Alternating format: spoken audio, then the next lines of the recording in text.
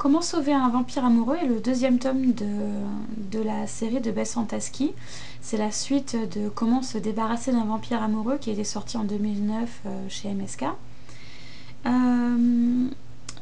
Entre ces deux tomes, il y a les chapitres du mariage qui avaient été mis gratuitement par l'auteur sur son blog et qui aujourd'hui se retrouvent sur le site Amour et intrigue en terre vampire, qui ont été traduits par MSK et qui sont donc toujours gratuites sur leur site.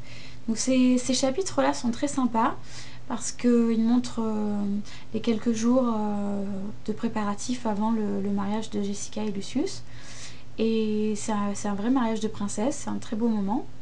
Et ça fait la transition entre les deux tomes. Donc c'est vraiment à lire avant de lire le deuxième tome. Ce deuxième tome est beaucoup plus sombre que le premier. Jessica donc est mariée avec Lucius et ils doivent donc tenir le rôle de prince et princesse pour devenir roi et reine. Et pour cela, ils doivent être entre guillemets élus lors du congrès vampire où toute la nation va se réunir ils doivent les désigner oui ou non comme roi et reine.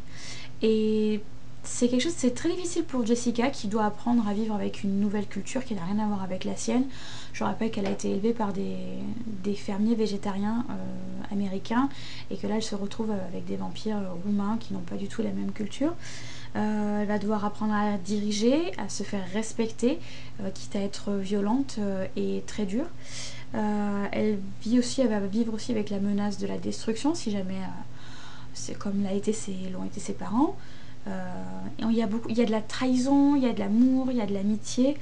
Il y a beaucoup de choses dans ce tome et Jessica apprend à devenir une femme tout bêtement et il va se passer quelque chose qui va la forcer à prendre en main son destin et et ça va révéler toutes ses capacités. Et c'est un très bon livre et je vous le conseille, j'ai beaucoup aimé.